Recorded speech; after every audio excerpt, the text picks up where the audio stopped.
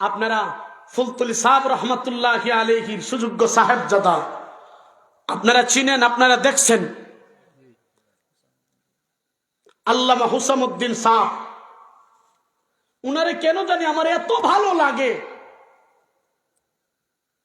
উনি এত, উনার বয়ানগুলা শুনলে মনটা জুড়িয়ে যায়, ঠান্ডা হয়ে যায়।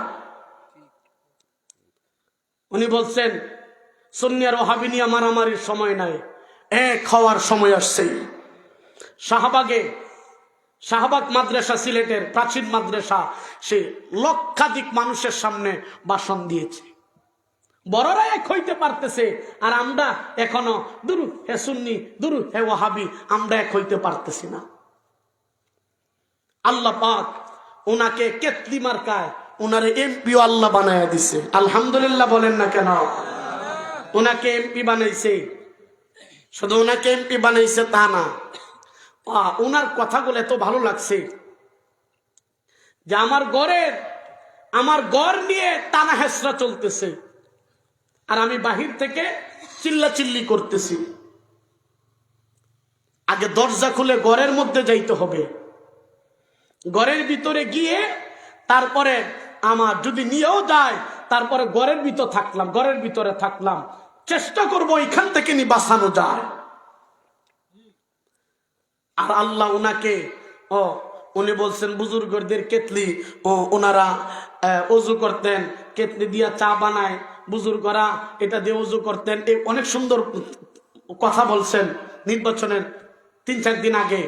আর আল্লাহ উনারে এখন এমপি হিসাবে কবুল করছেন। আলহামদুলিল্লাহ বলেন। একজন আলেম যদি এমপি হয়, এটা দেশের জন্য রহমত, দেশের মানুষ জাতির জন্য রহমত, ঠিক কিনা বলেন? আর একজন পাগলা ব্যারিস্টার সুমন, এই পাগলারে তো আল্লাহ কবুল করে নিছে। এই পাগলাটা বলতো যে কেউ পানি দিয়ে গোসল করলে, ব্যারিস্টার সুমন সব বলতেন যে পানি দিয়ে গোসল করলে মানুষ কাপড় বদলায়, আর গাম দিয়ে গোসল করলে মানুষ ইতিহাস বদলায়, ঠিক কিনা বলেন? এই কথা বলতো, আর এমন ভাবে ময়দানে কাজ করছে, গাম দিয়ে গোসল করছে, যার কারণে গোটা বাংলাদেশের মধ্যে উনি নজিরবিহীন বুট পেয়ে এখন উনি এমপি হয়েছেন। আলহামদুলিল্লাহ বলে। উনাকে আমার খুবই ভালো লাগে, অনেক ভালো লাগে।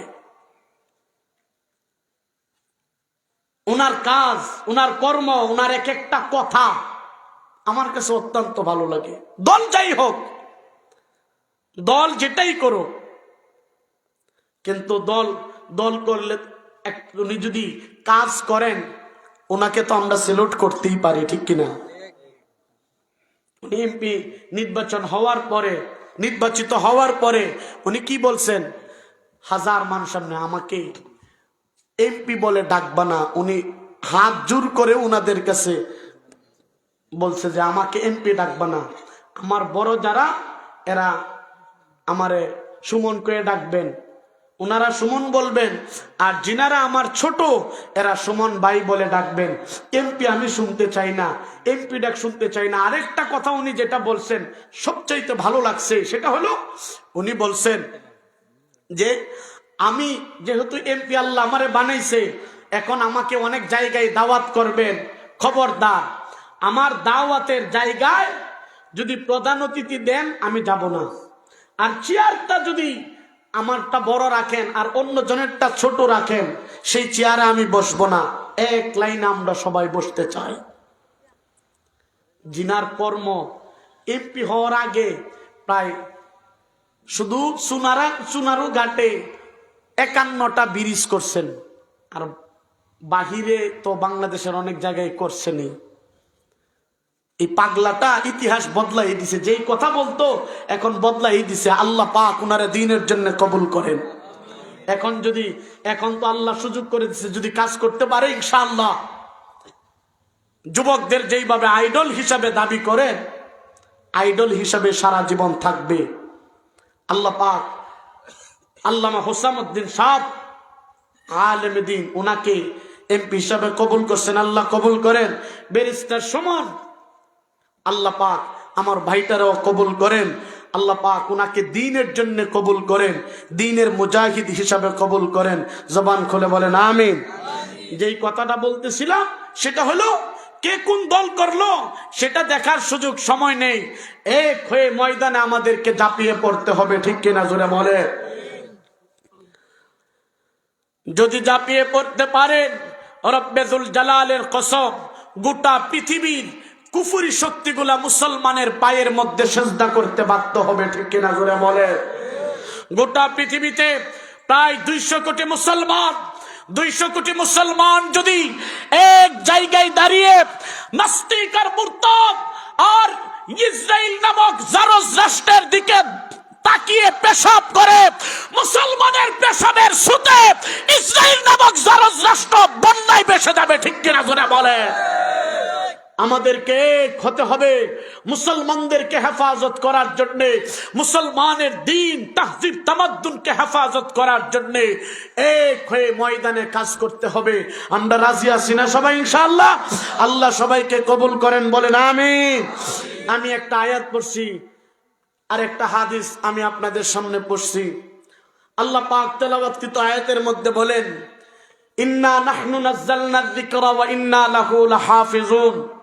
আল্লাহ বলেন, এই কোরআন আমি নাজিল করেছি, হেফাজত করব আমি আল্লাহ। জবান খুলে বলেন না সুবহানাল্লাহ।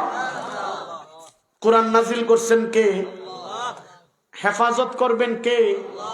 আল্লাহ পাক। আল্লাহ বলেন, কোরআন নাজিল করেছি আমি, হেফাজত করব আমি।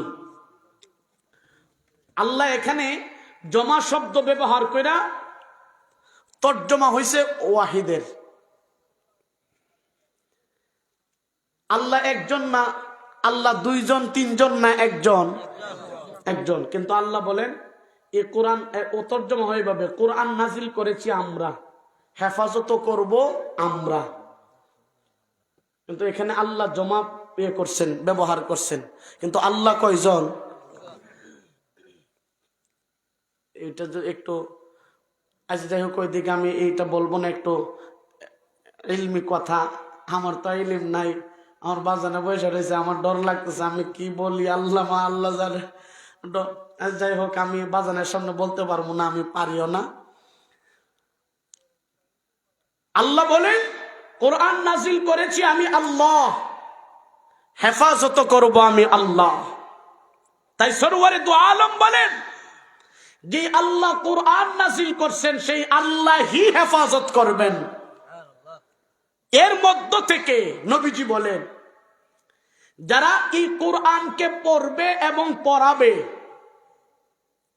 জমিনে সর্বশ্রেষ্ঠ মানুষ তাদেরকে আল্লাহ বানায় দিবে। খায়রুকুম মান তাআল্লামাল কুরআন ওয়া আল্লাম।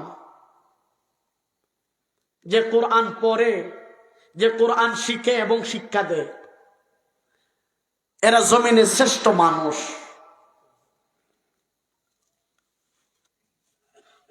আর কালামুল্লাহর প্রথম দিকে আল্লাহ পাক এই কথা বলছেন, আলিফ লাম মিম যালিকাল কিতাবু লা রাইবা ফি। এটা এমন একটা কিতাব যেই কিতাবের মধ্যে কোনো ভুল নেই। জবান খুলে বলেন না সুবহানাল্লাহ। কোনো সন্দেহ নেই। এই কালামুল্লাহর মালিক হলেন কে? প্রথমে একটা কথা হলো, এটা এমন একটা কিতাব আল্লাহ পাক আমাদেরকে দান করছেন, এমন একটা বই আল্লাহ আমাদেরকে দিয়েছেন, এমন একটা কোরআন আল্লাহ আমাদেরকে দিয়েছেন, যেই কোরআন পড়লে সওয়াব, পড়াইলে সওয়াব, দেখলে সওয়াব, দেখাইলে সওয়াব, হাতাইলে সওয়াব, তাকাইলে সওয়াব, বুকের মধ্যে লাগাইলেও সওয়াব, চুমা দিলেও আল্লাহ পাক তার আমল নামায় সওয়াব লিখতে থাকে। সুবহানাল্লাহটা ফেকেট করে লাইছেন, বাড়িতে কইবাই জবান খুলে বলেন না সুবহানাল্লাহ। এমন একটা কোরআন, এমন একটা কিতাব যেটা পড়লে সওয়াব, পড়াইলে সওয়াব, তাকাইলে সওয়াব, দেখলে সওয়াব, দেখাইলে সওয়াব, শুনলে সওয়াব, শোনাইলে সওয়াব, বুকে লাগাইলে সওয়াব। এই কিতাবের মধ্যে চুমা দিলেও আল্লাহ তার আমল নামায় নেক লিখতে থাকেন।